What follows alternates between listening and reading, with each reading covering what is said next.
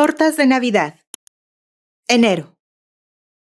Ingredientes: una lata de sardinas, medio chorizo, una cebolla, orégano, una lata de chiles serranos, 10 teleras. Manera de hacerse. La cebolla tiene que estar finamente picada. Le sugiero ponerse un pequeño trozo de cebolla en la mollera con el fin de evitar el molesto lagrimeo que se produce cuando uno la está cortando. Lo malo de llorar cuando uno pica cebolla no es el simple hecho de llorar, sino que a veces uno empieza, como quien dice, se pica y ya no puede parar. No sé si a ustedes les ha pasado, pero a mí, la mera verdad, sí. Infinidad de veces. Mamá decía que era porque yo soy igual de sensible a la cebolla que Tita, mi tía abuela. Dicen que Tita era tan sensible que desde que estaba en el vientre de mi bisabuela, lloraba y lloraba cuando ésta picaba cebolla. Su llanto era tan fuerte que Nacha, la cocinera de la casa, que era medio sorda, lo escuchaba sin esforzarse. Un día, los sollozos fueron tan fuertes que provocaron que el parto se adelantara. Y sin que mi bisabuela pudiera decir ni pío, Tita arribó a este mundo prematuramente, sobre la mesa de la cocina. Entre los olores de una sopa de fideos que estaba cocinando, los del tomillo, el laurel, el cilantro, el de la leche hervida, el de los ajos y, por supuesto, el de la cebolla. Como se imaginarán, la consabida nalgada no fue necesaria, pues Tita nació llorando de antemano, tal vez porque ella sabía que su oráculo determinaba que en esta vida le estaba negado el matrimonio. Contaba Nacha que Tita fue literalmente empujada a este mundo por un torrente impresionante de lágrimas que se desbordaron sobre la mesa y el piso de la cocina. En la tarde, ya cuando el susto había pasado y el agua, gracias al efecto de los rayos del sol, se había evaporado, Nacha barrió el residuo de las lágrimas que había quedado sobre la loseta roja que cubría el piso. Con esta sal, rellenó un costal de 5 kilos que utilizaron para cocinar bastante tiempo.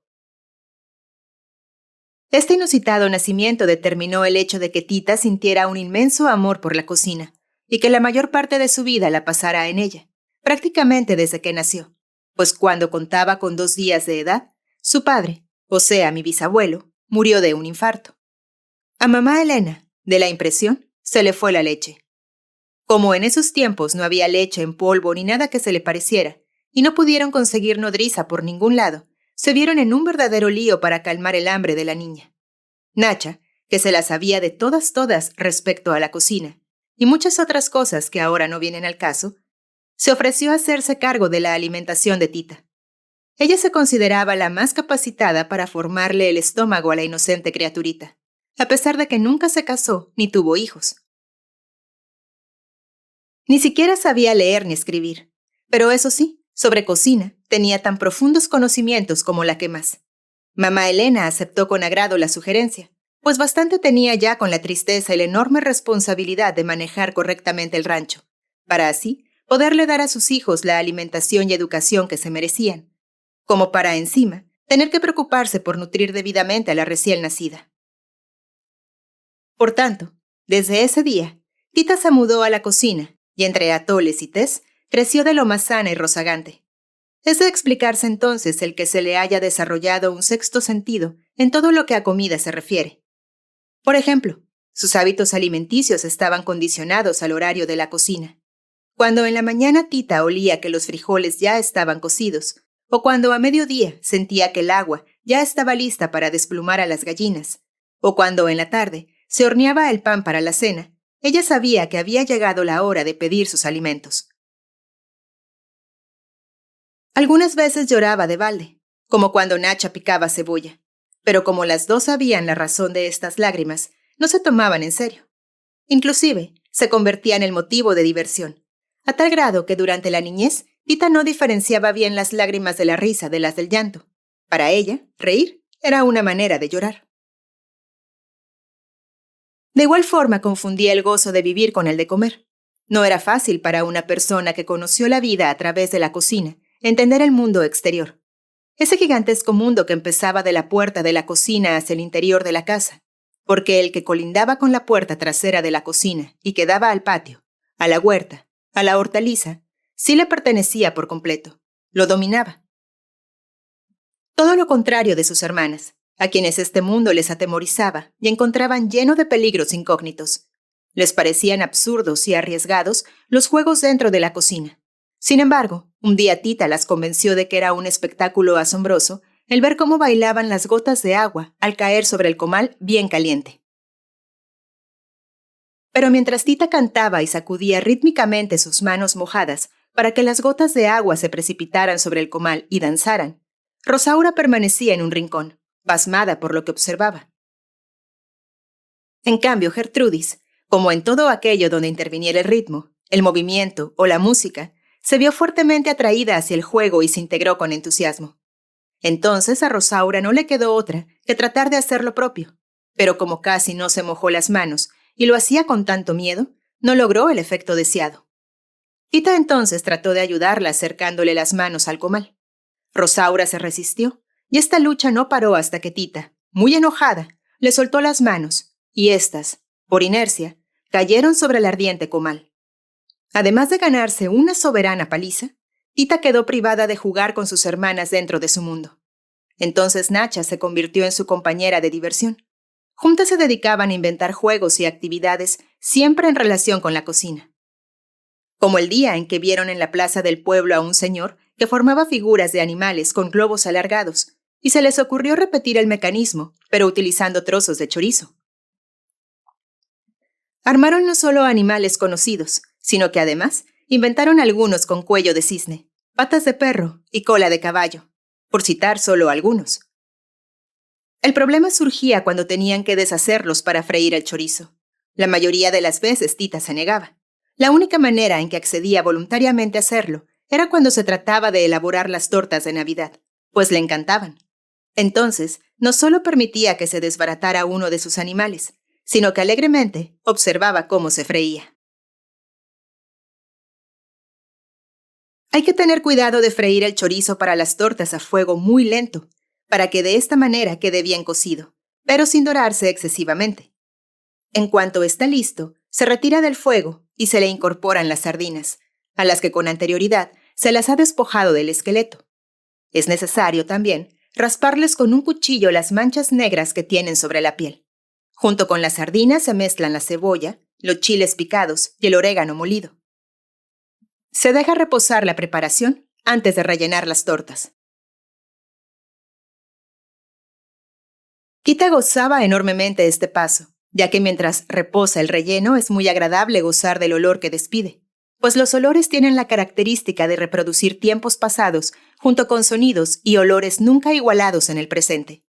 A Tita le gustaba hacer una gran inhalación y viajar junto con el humo y el olor tan peculiar que percibía hacia los recovecos de su memoria. Vanamente trataba de evocar la primera vez que olió una de esas tortas, sin resultados, porque tal vez fue antes de que naciera. Quizá la rara combinación de las sardinas con el chorizo llamó tanto su atención que la hizo decidirse a renunciar a la paz del éter, escoger el vientre de mamá Elena para que fuera su madre y de esta manera ingresar en la familia de la garza, que comía tan deliciosamente y que preparaba un chorizo tan especial. En el rancho de mamá Elena, la preparación del chorizo era todo un rito. Con un día de anticipación, se tenían que empezar a pelar ajos, limpiar chiles y a moler especias. Todas las mujeres de la familia tenían que participar. Mamá Elena, sus hijas Gertrudis, Rosaura y Tita, Nacha, la cocinera, y Chancha, la sirvienta. Se sentaban por las tardes en la mesa del comedor y entre pláticas y bromas, el tiempo se iba volando hasta que empezaba a oscurecer. Entonces mamá Elena decía: «Por hoy ya terminamos con esto». Dicen que al buen entendedor pocas palabras, así que después de escuchar esta frase, todas sabían qué era lo que tenían que hacer. Primero, recogían la mesa, y después se repartían las labores. Una metía a las gallinas, otra sacaba agua del pozo y la dejaba lista para utilizarla en el desayuno, y otra se encargaba de la leña para la estufa. Ese día ni se planchaba, ni se bordaba, ni se cosía ropa. Después todas se iban a sus recámaras a leer, rezar y dormir. Una de estas tardes, antes de que mamá Elena dijera que ya se podían levantar de la mesa, Tita, que entonces contaba con 15 años, le anunció con voz temblorosa que Pedro Musquiz quería venir a hablar con ella. ¿Y de qué me tiene que venir a hablar ese señor?, dijo mamá Elena, luego de un silencio interminable que encogió el alma de Tita. Con voz apenas perceptible, Tita respondió: «Yo no sé». Mamá Elena le lanzó una mirada que para Tita encerraba todos los años de represión que habían flotado sobre la familia, y dijo: «Pues más vale que le informes que si es para pedir tu mano, no lo haga. Perdería su tiempo y me haría perder el mío. Sabes muy bien que por ser la más chica de las mujeres, a ti te corresponde cuidarme hasta el día de mi muerte». Dicho esto, mamá Elena se puso lentamente de pie, guardó sus lentes dentro del delantal y a manera de orden final repitió: «Por hoy hemos terminado con esto». Tita sabía que dentro de las normas de comunicación de la casa no estaba incluido el diálogo, pero aún así, por primera vez en su vida, intentó protestar a un mandato de su madre. «Pero es que yo opino que...». «Tú no opinas nada y se acabó. Nunca, por generaciones, nadie en mi familia ha protestado ante esta costumbre, y no va a ser una de mis hijas quien lo haga». Tita bajó la cabeza y con la misma fuerza con que sus lágrimas cayeron sobre la mesa, así cayó sobre ella su destino. Y desde ese momento, supieron ella y la mesa que no podían modificar ni tantito la dirección de estas fuerzas desconocidas que las obligaban, a la una, a compartir con Tita su sino, recibiendo sus amargas lágrimas desde el momento en que nació, y a la otra, asumir esta absurda determinación. Sin embargo, Tita no estaba conforme. Una gran cantidad de dudas e inquietudes acudían a su mente. Por ejemplo, le agradaría tener conocimiento de quién había iniciado esta tradición familiar. Sería bueno hacerle saber a esta ingeniosa persona que en su perfecto plan para asegurar la vejez de las mujeres había una ligera falla. Si Tita no podía casarse ni tener hijos, ¿quién la cuidaría entonces al llegar a la senectud? ¿Cuál era la solución acertada en estos casos? ¿O es que no se esperaba que las hijas que se quedaban a cuidar a sus madres sobrevivieran mucho tiempo después del fallecimiento de sus progenitoras? ¿Y dónde se encargaría de atenderlas? Es más, quería saber, ¿cuáles fueron las investigaciones que se llevaron a cabo para concluir que la hija menor era la más indicada para velar por su madre y no la hija mayor? ¿Se había tomado alguna vez en cuenta la opinión de las hijas afectadas? ¿Le estaba permitido al menos, si es que no se podía casar, conocer el amor? ¿O ni siquiera eso? Tita sabía muy bien que todos estos interrogantes tenían que pasar irremediablemente a formar parte del archivo de preguntas sin respuesta. En la familia de la Garza se obedecía y punto. Mamá Elena, ignorándola por completo, salió muy enojada de la cocina y por una semana no le dirigió la palabra. La reanudación de esta semicomunicación se originó cuando, al revisar los vestidos que cada una de las mujeres había estado cosiendo, mamá Elena descubrió que aun cuando el confeccionado por Tita era el más perfecto, no lo había hilvanado antes de coserlo. «Te felicito», le dijo. «Las puntadas son perfectas, pero no lo hilvanaste, ¿verdad?» «No», respondió Tita, asombrada de que le hubiera levantado la ley del silencio. «Entonces lo vas a tener que deshacer. Lo hilvanas, lo coses nuevamente y después vienes a que te lo revise, para que recuerdes que el flojo y el mezquino andan doble su camino». «Pero eso es cuando uno se equivoca, y usted misma dijo hace un momento que el mío era...». «¿Vamos a empezar otra vez con la rebeldía? Ya bastante tenías con la de haberte atrevido a coser rompiendo las reglas». «Perdóname, mami, no lo vuelvo a hacer». Tita logró con estas palabras calmar el enojo de mamá Elena. Había puesto mucho cuidado al pronunciar el mami en el momento y con el tono adecuado. Mamá Elena opinaba que la palabra mamá sonaba despectiva, así que obligó a sus hijas desde niñas a utilizar la palabra mami cuando se dirigieran a ella. La única que se resistía o que pronunciaba la palabra con un tono inadecuado era Tita, motivo por el cual había recibido infinidad de bofetadas. Pero qué bien lo había hecho en ese momento. Mamá Elena se sentía reconfortada con el pensamiento de que tal vez ya estaba logrando doblegar el carácter de la más pequeña de sus hijas. Pero desgraciadamente albergó esta esperanza por muy poco tiempo, pues al día siguiente sentó en casa Pedro Musquiz, acompañado de su señor padre, con la intención de pedir la mano de Tita. Su presencia en la casa causó gran desconcierto. No esperaban su visita. Días antes, Tita le había mandado a Pedro un recado con el hermano de Nacha, pidiéndole que desistiera de sus propósitos. Aquel juró que se lo había entregado a don Pedro, pero el caso es que ellos se presentaron en la casa. Mamá Elena lo recibió en la sala. Se comportó muy amable y les explicó la razón por la que Tita no se podía casar. Claro, que si lo que les interesa es que Pedro se case, pongo a su consideración a mi hija Rosaura, solo 2 años mayor que Tita, pero está plenamente disponible y preparada para el matrimonio. Al escuchar estas palabras, Chencha por poco tira encima de mamá Elena la charola con café y galletas que había llevado a la sala para agasajar a don Pascual y a su hijo. Disculpándose, se retiró apresuradamente hacia la cocina, donde la estaban esperando Tita, Rosaura y Gertrudis, para que les diera un informe detallado de lo que acontecía en la sala.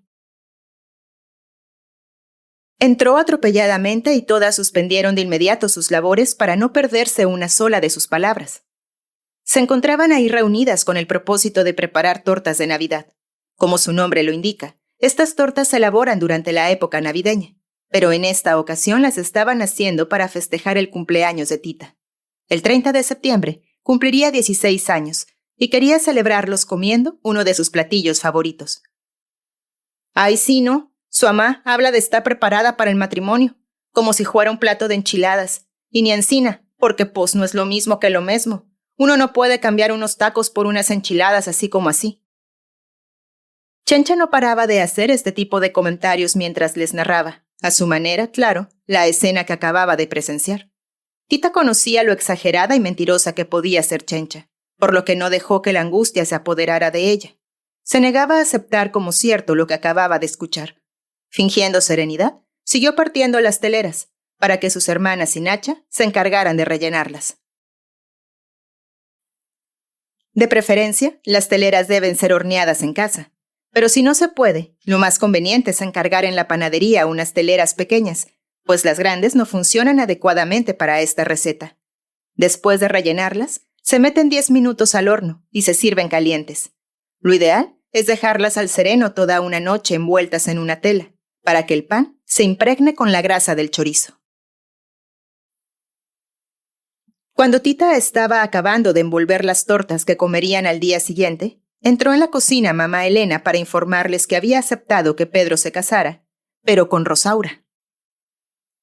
Al escuchar la confirmación de la noticia, Tita sintió como si el invierno le hubiera entrado al cuerpo de golpe y porrazo. Era tal el frío y tan seco que le quemó las mejillas y se las puso rojas, como el color de las manzanas que tenía frente a ella. Este frío sobrecogedor la habría de acompañar por mucho tiempo, sin que nada lo pudiera atenuar, ni tan siquiera cuando Nacha le contó lo que había escuchado cuando acompañaba a don Pascual Musquiz y a su hijo hasta la entrada del rancho. Nacha caminaba por delante entre padre e hijo. Don Pascual y Pedro caminaban lentamente y hablaban en voz baja, reprimida por el enojo.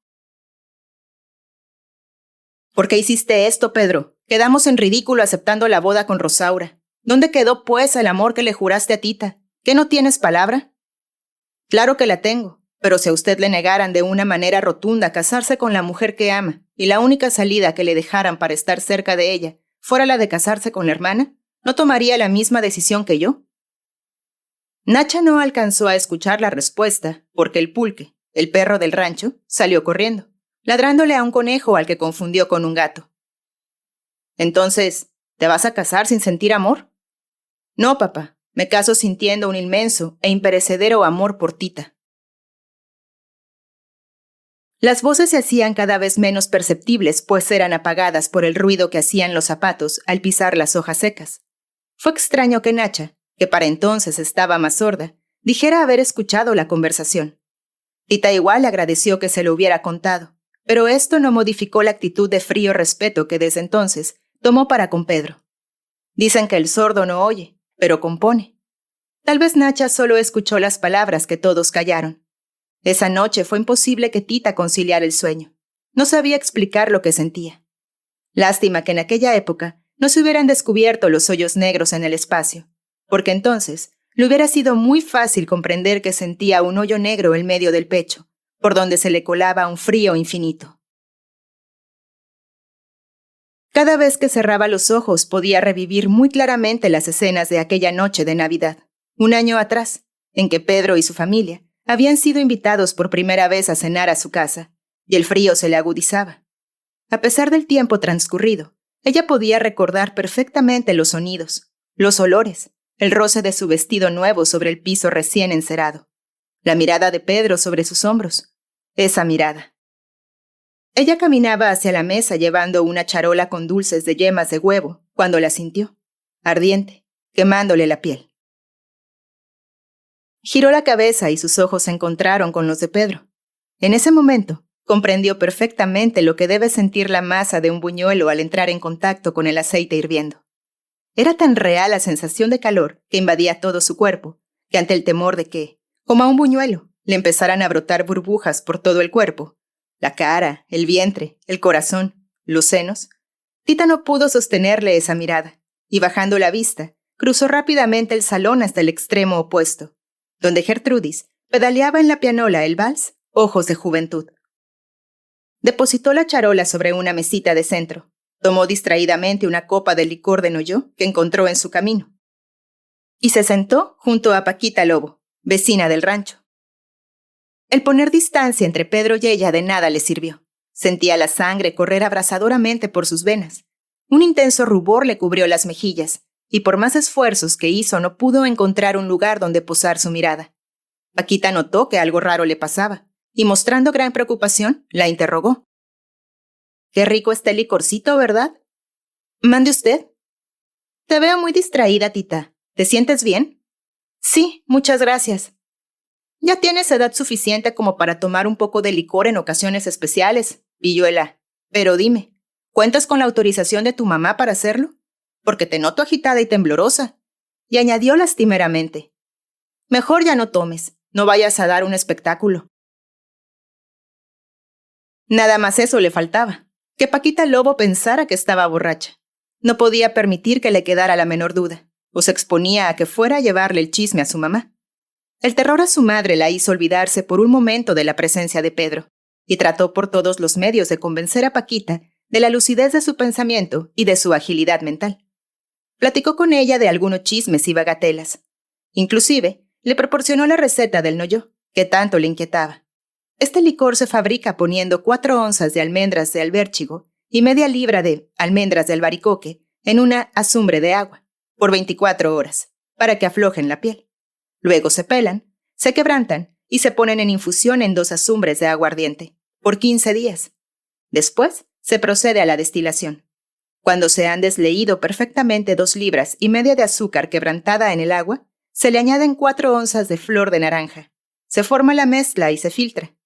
Y para que no quedara ninguna duda referente a su salud física y mental, le recordó a Paquita, así como de refilón, que la equivalencia de la azumbre es 2.016 litros, ni más ni menos.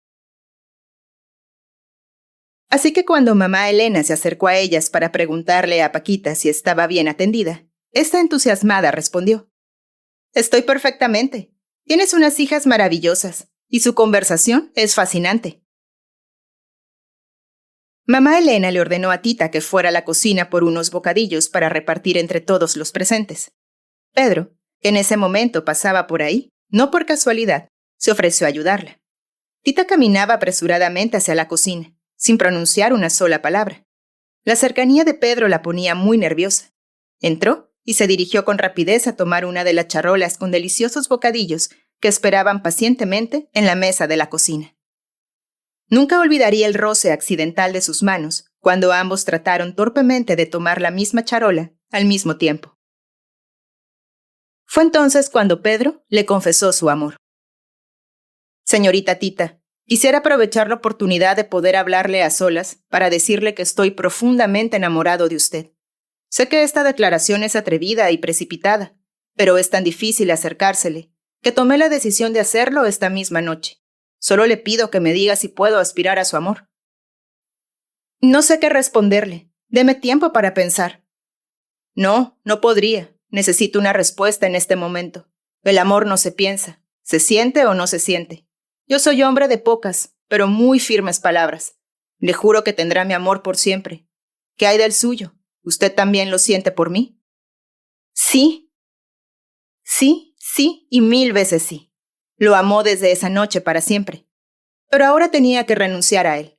No era decente desear al futuro esposo de una hermana. Tenía que tratar de ahuyentarlo de su mente de alguna manera para poder dormir. Intentó comer la torta de Navidad que Nacha le había dejado sobre su buró, junto con un vaso de leche. En muchas otras ocasiones le había dado excelentes resultados. Nacha, con su gran experiencia, sabía que para Tita no había pena alguna que no lograra desaparecer mientras comía una deliciosa torta de Navidad. Pero no en esta ocasión. El vacío que sentía en el estómago no se alivió. Por el contrario, una sensación de náusea le invadió. Descubrió que el hueco no era de hambre, más bien se trataba de una álgida sensación dolorosa. Era necesario deshacerse de este molesto frío. Como primera medida se cubrió con una pesada cobija y ropa de lana. El frío permanecía inamovible. Entonces se puso zapatos de estambre y otras 2 cobijas. Nada. Por último, sacó de su costurero una colcha que había empezado a tejer el día en que Pedro le habló de matrimonio. Una colcha como esta, tejida a gancho, se termina aproximadamente en 1 año, justo el tiempo que Pedro y Tita habían pensado dejar pasar antes de contraer nupcias. Decidió darle utilidad al estambre en lugar de desperdiciarlo, y rabiosamente tejió y lloró, y tejió, hasta que en la madrugada terminó la colcha y se la echó encima. De nada sirvió. Ni esa noche, ni muchas otras, mientras vivió, logró controlar el frío. Continuará. Siguiente receta: pastel Chabela, de boda.